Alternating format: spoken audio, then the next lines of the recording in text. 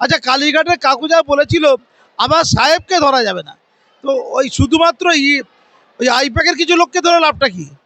যারা মেন লোক তাদের ধরা দরকার, তো সেইটা কি করছে? এইটা হচ্ছে লাখ টাকার প্রশ্ন। ভোটের আগে ওরা যদি গ্রেপ্তার হয়ে যায় তাহলে সরকারটাই গ্রেপ্তার হয়ে যাবে। এই সরকার আর থাকবে বলে আমার মনে হয় না। দাঙ্গা হাঙ্গামা হবে, মারপিট হবে, একটু আগে করে নিলে তো ভালো হতো। দিদিকে গুলি করে মারার জন্য যে গুলি পয়সা নষ্ট হবে, কেন্দ্র সরকার সেই পয়সা নষ্ট করতে রাজি নয়। আচ্ছা, এবারে ওরা পা ভাঙেনি, হাত ভাঙেনি, কিচ্ছু ভাঙেনি। ঈশ্বর ওনাকে রক্ষা করুক। ভোটের কয়েকদিন আগে করে অসুস্থ না হয়ে পড়ে, কিন্তু এই বলে দিলাম। তারপরে কি দিদি ভয় পেয়েছে? এইটা বলার অর্থ কি? দিদি কি স্যালেন্ডার নাকি এখন? আচ্ছা, গতবারে এই যে 21-এর নির্বাচনে মমতা ব্যানার্জি এলো, তাহলে ইভিএম মেশিনটা কি মমতার দিকে ছিল? তার আগে 16 সালে ওই ইভিএম মেশিনটা কি মমতার দিকে ছিল? এখন কি মোদিজির দিকে যাবে? তখনও তো কেন্দ্রের এই বিজেপি সরকারই ছিল নাকি? তখনও তো নির্বাচন কমিশনটা কেন্দ্র সরকারই দেখাশোনা করতো নাকি? দিদি হঠাৎ এবারে তো ভয় পাচ্ছে কেন? উনি কি অশনি সংকেত দেখছেন? উনি কি পশ্চিম আকাশে কালো মেঘ দেখতে পাচ্ছেন? পশ্চিমবঙ্গে চপ মুড়ি ছাড়া কোনো ব্যবসা চলবে না, সব দোকান ভেঙে দেবো চারিদিকে। শুধু চপ আর মুড়ি, চপ আর মুড়ি, চপ আর পরে ঘুগনি, ঘুগনি খেতে হবে। উল্টো পাল্টা কথা, চাতা কথা, শুধু ঘুগনি। এই ঘুগনি, এই আজকে ঘুগনি হয়েছে তো, নববর্ষের চারিদিকে শুধু ঘুগনি খাবে সবাই লোকে। ফালতু কথা কোনো কিছু চলবে না। যারা পশ্চিমবঙ্গে চাকরি নেওয়ার চেষ্টা করে ঠ্যাং ভেঙে দেওয়া হবে। প্রথমত নতুন বছরের শুভেচ্ছা কফি হাউস থেকে।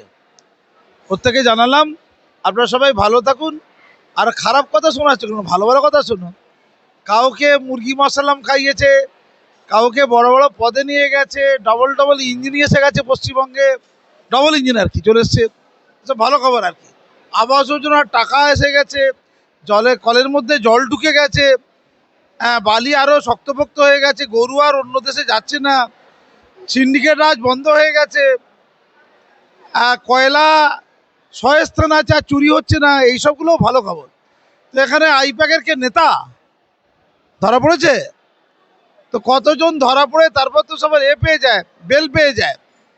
মানে পার্থবাবু বেল, মদনবাবু বেল, সুব্রতবাবু বেল, ফিরাদবাবু বেল, আচ্ছা কে আছে, মদনবাবু বেল, আর কে আছে গো, ওই সুবিরেশ বাবু বেল, জ্যোতিপুর বাবু বেল, মানিক বাবু বেল, পরেশ অধিকারী বেল। ওরে বাবা, সে আমার টেবিলে টিকিট পেয়ে গেছে এখন বেলময়। বেলতলায়, বেলতলায় আছে ন্যাড়া তো কবা, হ্যাঁ ও আচ্ছা আচ্ছা, ন্যাড়া কবার বেলতলা যায়? এরা সব তো বেল পেয়েছে, আবার তলায় যাবে নাকি? বেলের তলায়, বেলতলায় আমি জানি না।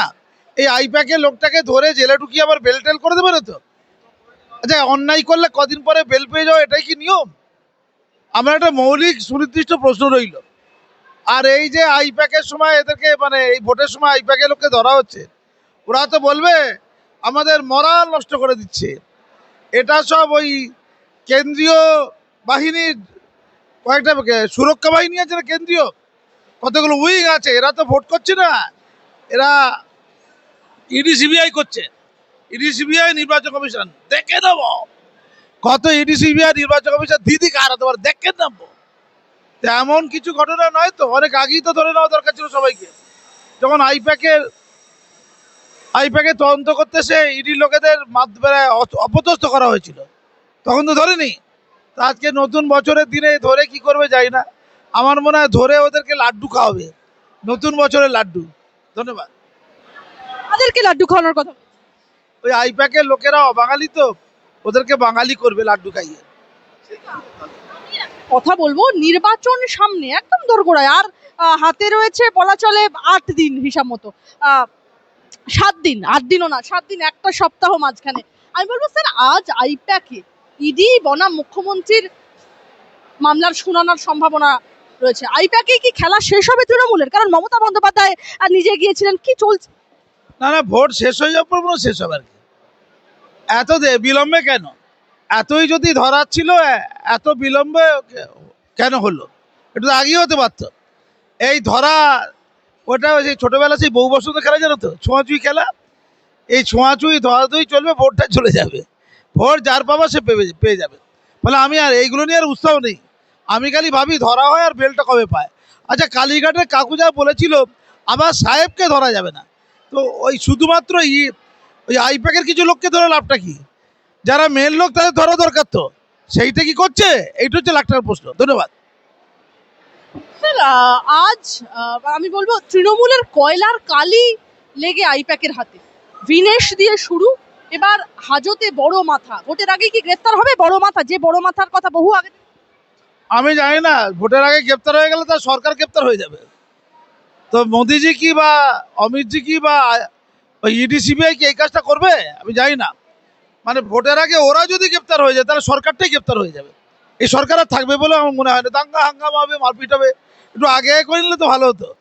শেষ দিকে লড়াই। আচ্ছা আচ্ছা, স্টেজে মেকআপ, আমি জানি না ভাই। এ কঠিন প্রশ্ন, কঠিন উত্তর, নাকি শুধু অঙ্গভঙ্গি, শুধু প্রদর্শন? সময় বলবে, সময় বলবে। আমার আস্থা নেই কিছুতে। ধন্যবাদ।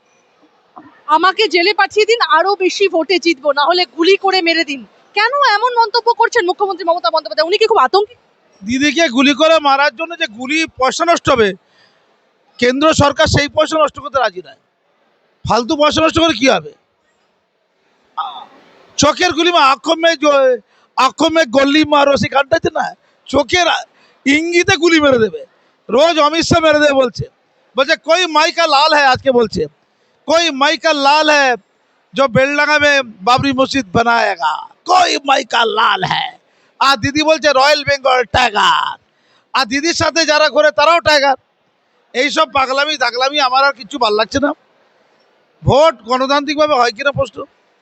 আজকে নতুন বছর, চারিদিকে পোস্টার পড়ছে, রাজনীতি লোকদের পোস্টার, তারা ফ্লেক্স করেছে, পোস্টার করেছে, লিফলেট করেছে, বাংলা বানান ভুলে ভর্তি। তুমি দেয়ালগুলো দেখাও, বাংলা ভাষার বানান ভুলে দূষণ, চারিদিকে বানান দূষণ। আজকে নববর্ষ, পয়লা বৈশাখ, আজকে বাঙালিদের শপথ নেওয়ার দিন। যে দলের লোকেরা বাংলা এই পোস্টার ছাপাতে আর দেয়াল লিখনে আর ফ্লেক্সে বানান ভুল লিখবে বেশি, তাদের ভোট দেবো না। বাঙালিত্ব করে সব মাঝ নিয়ে ঘুরে বেড়াচ্ছে, সব যেন মনে হচ্ছে গোপাল ভাঁড়েরা ঘুরে বেড়াচ্ছে। আরে এত মাছ নিয়ে ঘুরে কি হবে? বাঙালিদের মাছ খাওয়াতে পারবে আজকাল? বাঙালিদের খাবার পয়সা নেই। সারা বছর মাছে, দুধে ভাতে আর মাছে রাখার ক্ষমতা কার আছে দেখি না। মমতা বন্দ্যোপাধ্যায় তো বলছেন মাছে ভাতে থাকবে। হ্যাঁ, মাছে ভাতে থাকবে যারা টিকিট দিয়েছে আর টিকিট নিয়েছে, টিকিট কিনেছে আর টিকিট পেয়ে যে 10 লাখ টাকা, 20 লাখ টাকা, 1 কোটি টাকা টিকিট কিনেছে, সে 4 কোটি টাকা তুলবে, সে ইনভেস্ট করেছে। দিদি, আপনার দলে কেউ টিকিট কেনেনি তো? ওইটা ভাবুন। সে পরবর্তীকালে ক্ষমতায় এসি ওই এখন দেখাচ্ছে ওই কাতলা মাছটা, সেই কাতলা মাছটা তখন একটা পিস যদি খেতে চায় কেউ গরিব লোক, দেবে না, বরঞ্চ 4 গুণ টাকা তুলে নেবে। এটা টাকা তোলা ষড়যন্ত্র হচ্ছে। ভোটে দাঁড়িয়ে আমরা টাকা তুলবো, জনগণ ভোট দিক, আমরা যাতে টাকা তুলতে পারি। এই চালাকি করে কোনো লাভ নেই। বাংলার মানুষ নতুন বছরে নতুন আকাশ পাবে কিনা, নতুন বাংলা পাবে কিনা, নতুন কিছু ভাবনা পাবে কিনা, এটা ভাবুক। আর বিরোধী দল বলেই তারা দায়িত্বশীল ভূমিকা পালন করুক। শাসক দলে যদি কোনো অন্যায় পাপ থেকে থাকে, বিরোধীদের মধ্যে সেটা থাকলে মানুষ হতাশ হয়ে যাবে। আজকে নতুন বছরের দিন, কিছু সত্যি কথা বলুক। আজকের দিন অন্তত বাঙালি নেতারা একটু সত্যি কথা বলা প্র্যাকটিস করুক। আসুন, লোককে ভাঁওতাবাজি না করে, লোককে বিভ্রান্ত না করে অন্তত একটু সত্যি কথা বলি আর বাংলা বানান লিখি। বাংলা মিডিয়াম স্কুল কেন উঠে যাচ্ছে সেটা সুলুক সন্ধান করি। কি করলে বাংলা মিডিয়াম স্কুলগুলো পশ্চিমবঙ্গে বাঁচবে সেই আলোচনা করি। ওই মাছ নিয়ে দরজায় ঘোরাচ্ছে, কে কত মাছ নিয়ে ঘুরতে পারলাম, চালাকি হচ্ছে সব। আমি তীব্র ধিক্কার জানাচ্ছি যারা মাছ নিয়ে ঘুরছে, তাদেরকে আমি গোপাল ভাঁড় ছাড়া কিছু মনে করতে পারছি না, জাস্ট গোপাল ভাঁড়। ধন্যবাদ। আমাকে জেলে পাঠিয়ে দিন, আরো বেশি ভোটে জিতবো, একটা কনফিডেন্স দেখা যাচ্ছে মুখ্যমন্ত্রীর মধ্যে, না হলে গুলি করে মেরে দিন। এই যে জেলে পাঠানোর কথা, কখনো মুখ্যমন্ত্রী বলছেন ইভিএম মেশিন হ্যাক করা হবে, বা যত বেশি নাম কাটবে, যত কাটুক তবুও জিতবো, এই কথা মুখ্যমন্ত্রী কেন? ইন্দিরা গান্ধী থেকে শিখেছিল। ইন্দিরা গান্ধী গুলি খেয়ে মারা যাওয়ার পর রাজীব গান্ধী বিপুলভাবে রেকর্ড ভোটে কংগ্রেস ভারতবর্ষে ক্ষমতা এসেছিল। ওই ইন্দিরা গান্ধী যে মারা গিয়েছিল সেই আবেগটাকে পুঁজি করে দিদি রাজীব গান্ধী কংগ্রেসের যে ক্ষমতা এসেছিল বিপুল ভোটে, ইন্দিরা গান্ধী ওই অপঘাতে মৃত্যু ঘটনার জন্য। তো দিদি কি বলতে চাইছে, আমার একটা অপঘাতে মৃত্যু হোক যাতে করে অভিষেক বন্দ্যোপাধ্যায় বাংলায় ক্ষমতা আসতে পারে। কারণ অভিষেককে তো বাংলার লোক নেবে না, যা নেয় দিদিকে দেখে নেয়। দিদি বলছে আমি শহীদ হয়ে যাব, বিনিময়ে অভিষেককে বাংলার রাজ দরবারে পাঠিয়ে দেওয়া হোক। যেভাবে ইন্দিরা গান্ধী চলে যাওয়ার পর রাজীব গান্ধী ক্ষমতা এসেছিল, আমি ইন্দিরা গান্ধী হতে চাই, তাই তোমাদের বন্দুকের গুলি আছে ভাই, একটু চালিয়ে দাও না। এসব চালাকি কথাবার্তা বলে সেন্টিমেন্ট করে কিছু লোক। আচ্ছা, এবারে ওরা পা ভাঙেনি, হাত ভাঙেনি, কিচ্ছু ভাঙেনি। ঈশ্বর ওনাকে রক্ষা করুক। ভোটের কয়েকদিন আগে করে অসুস্থ না হয়ে পড়ে, কিন্তু এই বলে দিলাম, কিন্তু সেখানেও সেন্টু আছে। ধন্যবাদ। তৃণমূল নেত্রী মমতা বন্দ্যোপাধ্যায় বলছেন যে আইসি থেকে ওসি যত অফিসার আছে তাদের নির্দেশ পাঠানো হয়েছে তৃণমূল কংগ্রেসের বুথ এজেন্টদের আগে থেকে গ্রেফতার করে নাও। কেন? তারা যাতে বুথ কেন্দ্রে বসতে না পারেন। আরে প্যারালাল মেশিনারি তৈরি রাখতে হবে, একজনকে গ্রেফতার করলে আরেকজন মা বোনেদের এজেন্ট থাকবে, লড়ে যাবে। এত সহজ নয় বাংলাকে কাবু করা। মমতা বন্দ্যোপাধ্যায় বলছেন যে আইসি থেকে ওসিদেরকে এটা নির্দেশ দেওয়া হয়েছে তৃণমূল এজেন্টদেরকে গ্রেফতার করার। কি বল? মানে আমি অবাক হয়ে যাচ্ছি। তারপরে কি দিদি ভয় পেয়েছে? এইটা বলার অর্থ কি? দিদি কি স্যালেন্ডার নাকি? এখনই মনে করছে দিল্লির লোকজন খুব সক্রিয় করে তাদের মেশিনারিকে ধ্বংস করে দিয়েছে। আরে দিদি, এত ভয় দেখাবেন না, একটু টেকনিক্যালি ভুল হয়ে যাচ্ছে। আপনি বঞ্জন বাঘিনী হয়ে যান। আপনি বলুন উড়িয়ে দেবো, পুড়িয়ে দেবো, জ্বালিয়ে দেবো। আপনি বলুন আমি গুন্ডা কন্ট্রোল করি। যতই বাইরে থেকে অনাহুতরা আসুক না কেন, ওই বহিরাগতরা আসুক না কেন, সব সাহায্য দিদির লোকজন করে দেবে। এই কথা বলুন, কিন্তু দিদি আপনি সাবধান করে দিচ্ছি, আপনি ভয় পেয়ে গেলে আপনার কর্মীরা ভয় পেয়ে যাবে। তাহলে ঘরের বউরা রাস্তায় বেরোবে কী করে? হাতাখুন্তি নিয়ে, রান্নাঘরের মালপত্র নিয়ে ঘরের বৌদিরা যে রাস্তায় নামবে আপনি বলেছেন, ঘরের মা বোনেরা ওরা রাস্তায় নামবে কী করে? যদি পুলিশই চলে যায়, ওই বিজেপির সাথে কেন্দ্রীয় বাহিনী যদি ঐক্যবদ্ধ হয়ে যায়, এই কথা দিদি বলবেন না। আপনার ক্যাডার বাহিনী ভয় ভয় পেয়ে যাবে। আপনি কি সত্যি সত্যি ভয় পেয়েছেন নাকি? একই কথা বলছেন, এ তো ভূতের মুখে রাম নাম শুনছি। ধন্যবাদ। ইভিএম মেশিন ভালো করে দেখতে হবে, খোলা হাওয়ায় ঘুরলে হবে না। যদি কোনো জায়গায় ইভিএম মেশিন খারাপ হয়ে যায়, মা বোনেরা দয়া করে অপেক্ষা করবেন, যাতে আপনার ভোট বিজেপি লুট করতে না পারে। বারংবার মুখ্যমন্ত্রী এই নিয়ে সরব হচ্ছেন। কি বলবেন? বলছেন ইভিএম মেশিন খারাপ হয়ে যেতে পারে, হয়তো ভবিষ্যৎ। মানে এসআইআরটা করেছিল যাতে তৃণমূল অবৈধ ভোটগুলো লুট করে নিতে না পারে।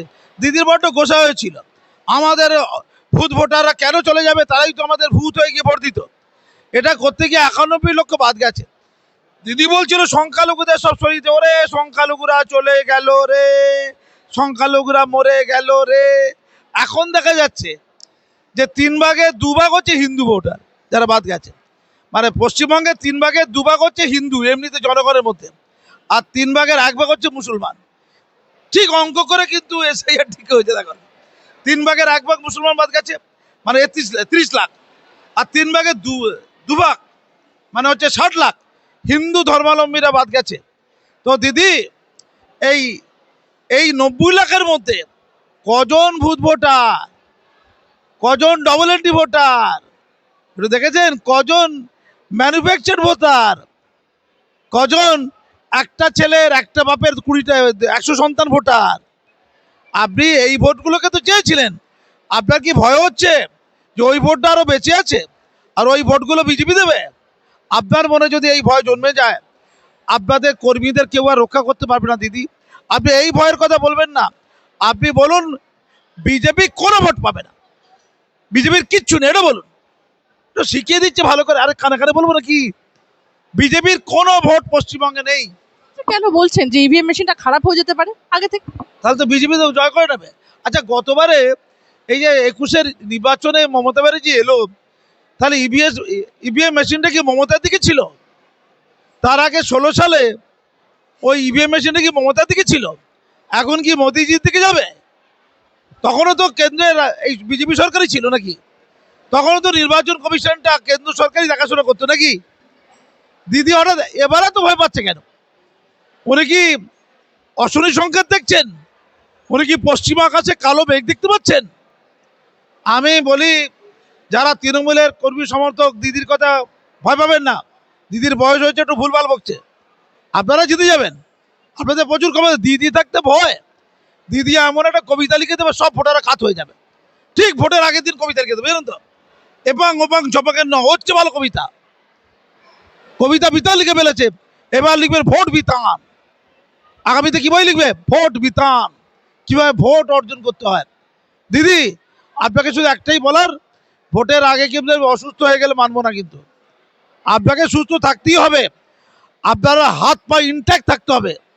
আপনি শুধু জনগণকে ভয় দেখাচ্ছেন, ভুল করছেন। বয়স হয়েছে বলে গর্বের চোটে বলছেন। আপনি কাল থেকে বলা শুরু করুন, আমি রয়্যাল বেঙ্গল টাইগার, বিজেপি কোনো ভোট পাবে না। প্রশ্ন করবো, এই মুহূর্তে দাঁড়িয়ে বিজেপির যা যা শক্তি, তাতে তৃণমূলের মতো শক্ত ভিতকে কি নাড়ানো সম্ভব? সেটা এই শুভেন্দু অধিকারীকে জিজ্ঞেস করো। আরে আমি কেন বলবো? দিদি তো বলছে যে ইভিএম বিজেপির হাতে, পুলিশ বাহিনী বিজেপির হাতে, আমাদের কেন্দ্রীয় বাহিনী বিজেপির হাতে, জনগণ ভয়ে বেরোতে পারবে না, মহিলারা হাতাখুন্তি নিতে পারবে না। তাহলে কার দিকে ভোটটা চলে যাচ্ছে? ক্ষমতা কার দিকে? বীরভোগ্যা বসুন্ধরা, বীরভোগ্যা নারী, দিদির কাছে সবই ছিল, দিদির ভাইদের কাছে সবই ছিল। এখন কি সেগুলো কি অন্য কেউ দখল করে নিচ্ছে? দিদি কি ভয় পেয়েছে? আমার কথা না, দিদির ভয় পাওয়ার কথাই কিন্তু অন্য কথা বলে দিচ্ছে। আজকে নববর্ষের দিন দিদি, আপনি একটু পিঠে পুলি নিয়ে যান না বিজেপির লোকেদের কাছে।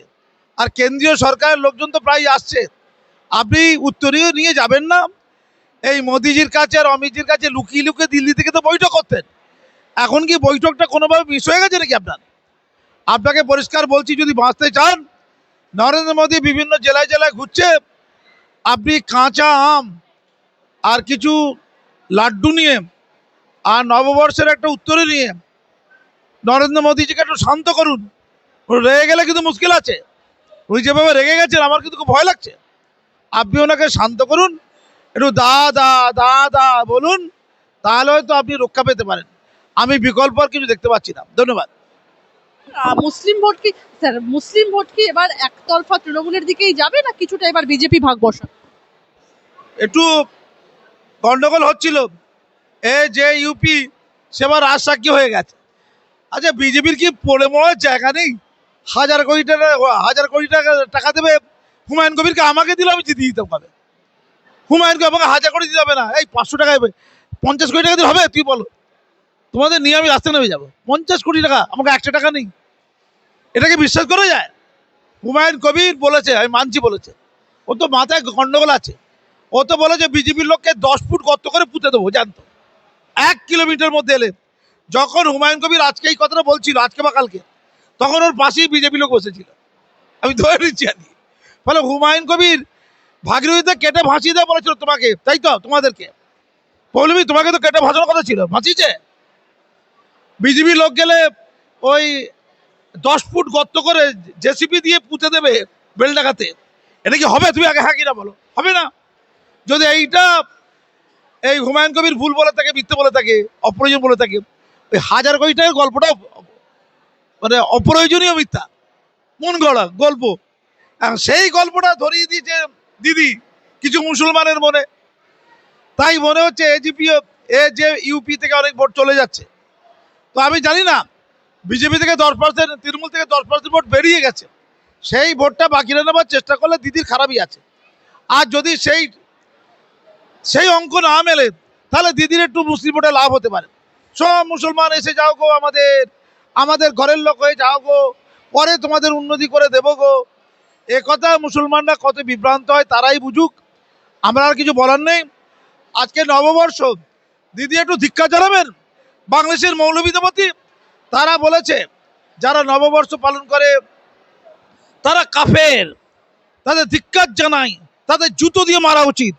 দিদি, আপনি নববর্ষের দিনে বাংলাদেশের এই মৌলানা মৌলবীদের তীব্র ধিক্কার জানাবেন। আপনি বাংলাদেশ থেকে তো অনেক কিছু নিয়েছেন, জয় বাংলা নিয়েছেন, খেলা হবে নিয়েছেন, বিনিময়ে বাংলাদেশের ইমাম মৌলানাকে একটু সাহায্য করে বাংলাদেশের বাঙালিদের বাঁচান না। বাংলাদেশ নিয়েই তো আপনার প্রতি যত সমস্যা। আপনি নাকি বাংলাদেশের লোককে খুব ভালোবাসেন, পশ্চিমবঙ্গে তাদের রক্ষণাবেক্ষণ করেন, একটু বাংলাদেশের বাংলা ভাষাকে বাঁচান না, বাংলাদেশের বাঙালিদের বাঁচান না।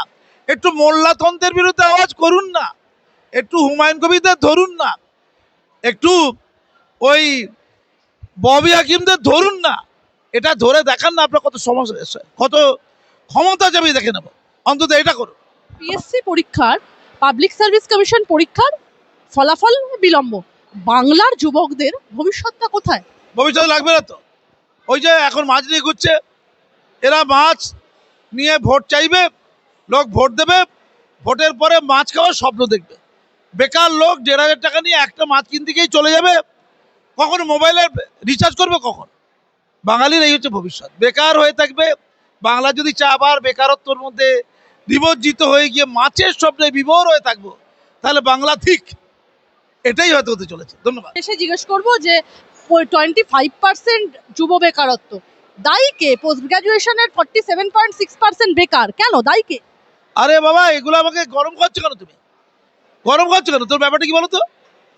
দিদি বলে দিয়েছে এই 40% বেকারত্ব ঘুচে গেছে। কত পার্সেন্ট? 40% দিদি বলেছে। তো 40% বেকারত্ব তো ঘুচে গেছে। এই যে তুমি এটা নিয়ে বসে আছো, বেকারত্ব ঘুচে গেছে তো। 2,000 টাকা, 5,000 টাকা, 10,000 টাকা পেলে বেকারত্ব ঘুচে যায়। 1,500 টাকা যারা পেয়েছে, 1,500 টাকা যারা পাচ্ছে, তারা মানে প্রত্যেকে কর্মজীবী, তারা চাকরি পেয়ে গেছে। এই যে যুবসাথী দিচ্ছে, চাকরি পেয়ে গেছে। বাংলা এভাবে চলবে, বাংলা লোক এই কারণেই ভোট দেবে। ঠিক বাংলার বাঙালি, আপনারা ফিকিরি হয়ে থাকুন। ধন্যবাদ। শেষ একটাই প্রশ্ন, 23 লক্ষ চাকরি প্রার্থী থাকা সত্ত্বেও কর্মসংস্থান কোথায়? বাইরে প্রশ্ন উঠছে, টাকা দিয়ে স্কুলের চাকরি, যোগ্যরা রাস্তায়, এটা কি প্রশাসনের ব্যর্থতা নয়? না, ব্যর্থতা না। কোনো লেখাপড়া দরকার নেই, প্রত্যেকে দিদির বই নিয়ে পড়াশোনা করবে, দিদির বইয়ের উপর প্রত্যেকে পিএইচডি করবে। দিদির বাইরে অন্য কোনো পড়াশোনা চলবে না। যারা অন্য কোনো পড়াশোনা করার চেষ্টা করছে, তাদের জন্য বেকারত্ব বাধা, তাদের জন্য সার্টিফিকেট হচ্ছে বেকারত্বের সার্টিফিকেট। বাংলায় শুধু দি দি দি দি দি দি দি দি, এর বাইরে কিছু করেছো তো মরেছো। ধন্যবাদ।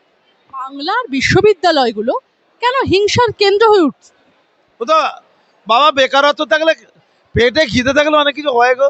পড়াশোনা করে চাকরি নেই, ফার্স্টেশন, বেকার, মারপিট, দাঙ্গা, টিচারদের মারবো, বন্ধুদের মারবো, গুন্ডাবাজি করবো, গাঁজা খাবো, মদ খাবো, যাদবপুরের ওই ছিলের পাড়ায় বসে থাকবো, গাঁজা মদ ছিল, গাঁজা মদ ছিল, আর 2-1বার ধর্ষণ টর্ষণ করে মজা ঠাট্টা করবো। কি করবে?